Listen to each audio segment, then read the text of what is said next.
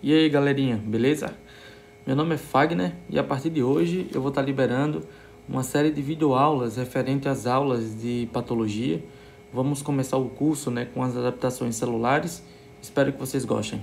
Lembrando pessoal que se vocês tiverem dúvida, vocês podem colocar no comentário, assim que possível eu posso respondê-los. Além disso, se vocês observarem que há algum erro durante a gravação da aula, isso pode acontecer, vocês podem me comunicar também nos comentários. E é isso, contribua com o canal para que a gente continue a gravar essas aulas e fazer com que vocês consigam realmente chegar ao objetivo de vocês. Até mais galerinha, espero que vocês gostem.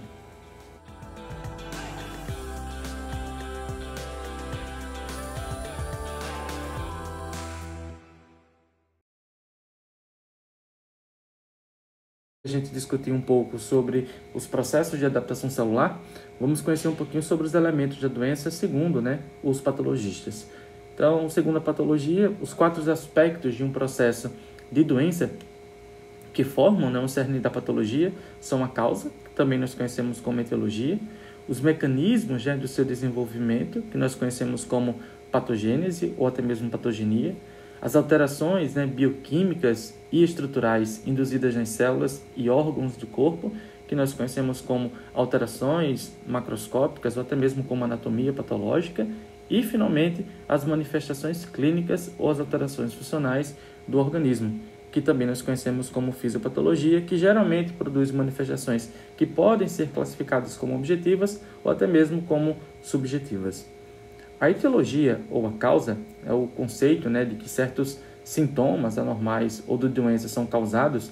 Ele é tão antigo quanto a própria história da humanidade. Eu acho que, sobre esse ponto aqui, você já deve ter visto algum tipo de filme da Idade Média, por exemplo, retratar as doenças em várias comunidades antigas. Então, geralmente, quando algum deus se enfurecia, ele fazia com que as pessoas, por exemplo, elas pegassem algum tipo de doença.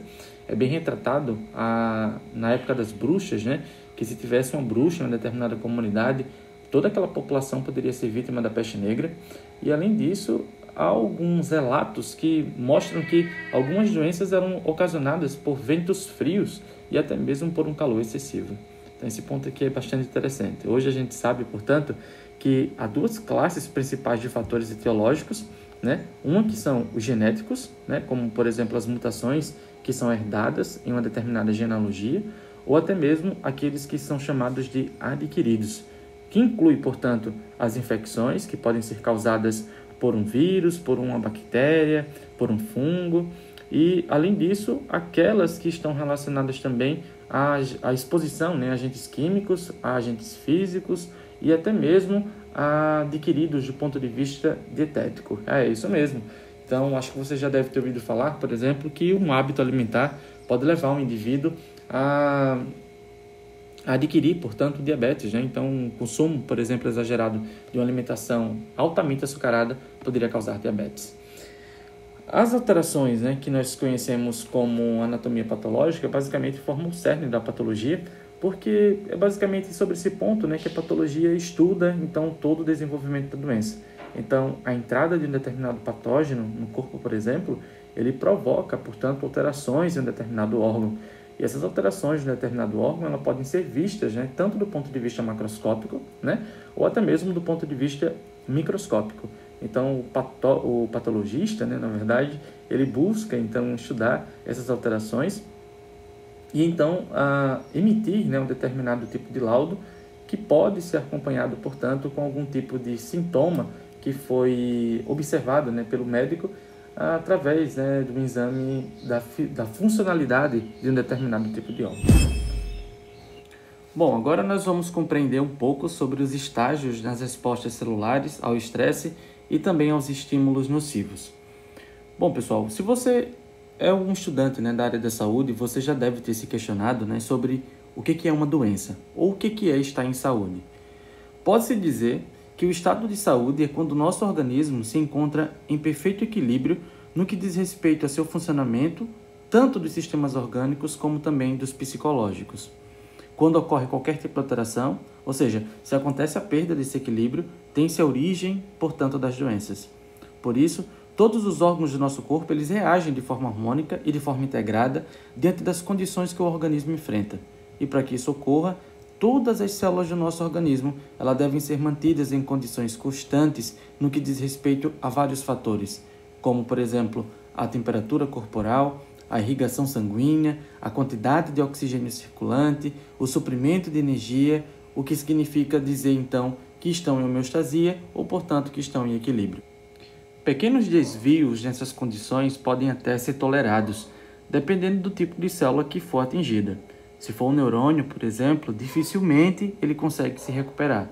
Mas uma célula, por exemplo, do tecido conjuntivo, como o fibroblasto, ou até mesmo como uma célula muscular esquelética, elas passam por uma série de alterações do seu pH ou até mesmo da sua matriz extracelular e mesmo assim ainda consegue se recuperar.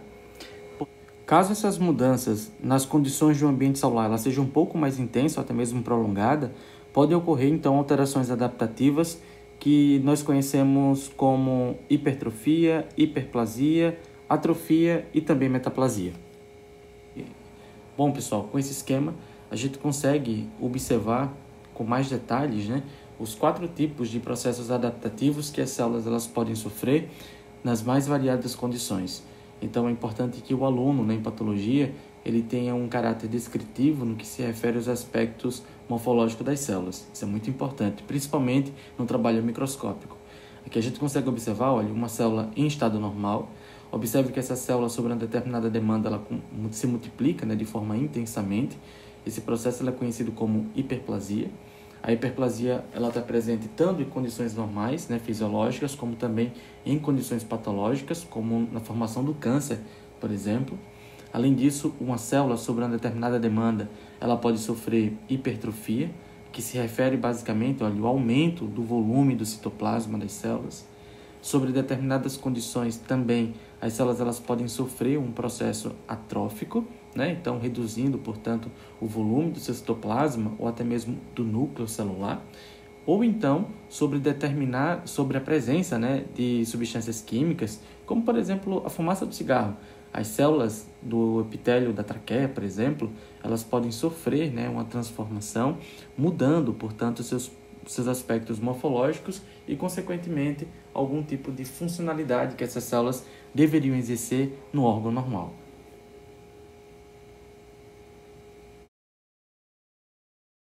Bom, pessoal, então essa tabela ela mostra a natureza do estímulo que pode ser nocivo versus as respostas adaptativas das células. Olha que interessante. Então, se eu aumento, ou dou à célula uma grande quantidade, portanto, de fatores de crescimento, ou até mesmo hormônios, como o hormônio do crescimento, que é produzido pela hipófise, ou até mesmo o IGF-1, que é produzido dentre várias células, mas principalmente pelo fígado, o que acontece com as células? As células elas podem sofrer hiperplasia e também hipertrofia. Se você não lembra desses 2 termos, hiperplasia se refere ao aumento no número das células e hipertrofia ao aumento no volume da célula. No entanto, se eu diminuir a quantidade desses hormônios ou fatores de crescimento, ou até mesmo se eu diminuir ou entregar menos nutrientes a essas células, as células elas passam por um processo conhecido como atrofia. Ou se as células, por exemplo, passarem por uma constante irritação crônica, tanto de substâncias físicas ou químicas, como, por exemplo, substâncias gasosas, poluentes, ou até mesmo produtos químicos, como água sanitária, detergentes, etc., as células elas podem sofrer a metaplasia. Bom, então vamos conhecer um pouco sobre cada um desses processos um pouco mais a fundo. Começando, portanto, pela hipertrofia. A hipertrofia, como já havia falado anteriormente, é o aumento do tamanho das células que resulta em um aumento do tamanho do órgão. Esse processo hipertrófico ele pode acontecer tanto em condição normal, como também em condições patológicas. Em condição normal, o exemplo mais clássico disso é o desempenho durante a atividade física, que leva, portanto, à construção de massa muscular magra e, na verdade, as fibras musculares elas já existem e, portanto, elas hipertrofiam, portanto, elas aumentam o seu tamanho. Aqui não é doença de Chagas, mas só está mostrando, o aspecto hipertrófico das fibras musculares cardíacas. Aqui a gente consegue observar uma condição normal e aqui uma condição patológica. Observe o tamanho das fibras musculares aqui em rosinha. E tudo isso que vocês estão vendo, esses pontinhos mais escuros, são os núcleos das células dos cardiomiócitos. Observe que numa condição, né, hipertrófica, a fibra muscular ela aumenta o seu volume, portanto aqui ela bem mais visualizada do que nessa condição normal. E observe também que há um evidente aumento da região nuclear. Então, só esquecendo que aqui não é doença de Chagas, mas é sabido que durante, né, o processo desse tipo de doença há também a hipertrofia cardíaca. Além disso, uma outra condição fisiológica, portanto normal, que acomete, né, a hipertrofia de um órgão na espécie humana é durante o processo de gravidez. Aqui nessa imagem vocês conseguem observar o útero gravídico e aqui o útero em seu tamanho normal. Se a gente for fazer uma histologia, né, desses dois órgãos aqui, nós vamos ver que na condição normal, as fibras musculares elas estão uma quase que coladas sobre as outras, né? A gente consegue praticamente nem observar, né, quando é que acaba uma fibra muscular de tão fusiforme, tão pequena que ela apresenta. A gente consegue observar ainda aqui, olha, vasos sanguíneos. Agora observe, portanto, esse mesmo tecido, na verdade, no mesmo momento, sendo que no tecido hipertrófico. Olha o tamanho, né, de uma fibra muscular. Aqui a gente consegue observar muito mais citoplasma do que, portanto, nesse primeiro exemplo. Observando, portanto, as fibras musculares em um estado hipertrófico. Além da hipertrofia, a hiperplasia se refere ao aumento no número de células em um órgão ou um tecido, que também resulta na massa, no aumento, né, da massa desse órgão ou desse tecido. A hiperplasia ela é também visualizada tanto em fenômenos, né, fisiológicos como também patológicos. Como fisiológico, o exemplo mais simples que a gente pode citar aqui seria o crescimento ou desenvolvimento das glândulas mamárias durante o período gestacional. Então, as glândulas mamárias elas sofrem hiperplasia para aumentar a produção, portanto, do leite. E um exemplo patológico que poderia levar, por exemplo, ao desenvolvimento de um tumor benigno, até mesmo maligno, é a hiperplasia da próstata. Nessa fotomicrografia, a gente consegue observar, né, as glândulas prostáticas bastante dilatadas e observe também uma grande quantidade de projeções, né, papilares dentro de cada lúmen. Bom, pessoal, e finalmente o processo de atrofia. A atrofia ela é a redução do tamanho de um órgão ou tecido que resulta da diminuição do tamanho e do número das células.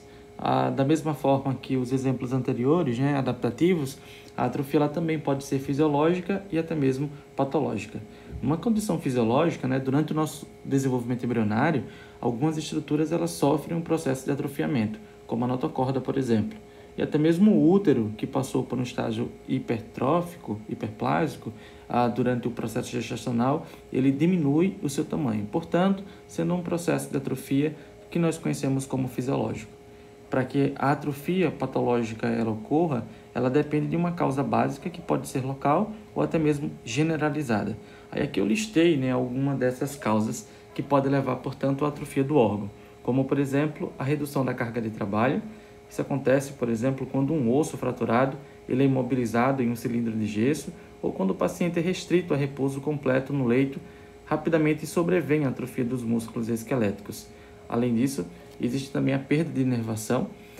O metabolismo e a função normal do músculo esquelético depende do seu suprimento nervoso e uma lesão nos nervos leva à atrofia das fibras musculares que são supridas, portanto, por esse nervo.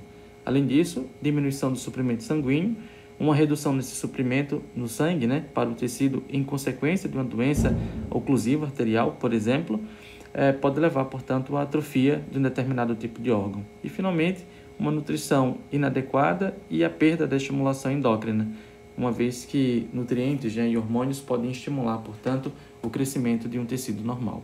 E a falta dessas substâncias poderia, portanto, levar à diminuição do tecido e, consequentemente, do órgão.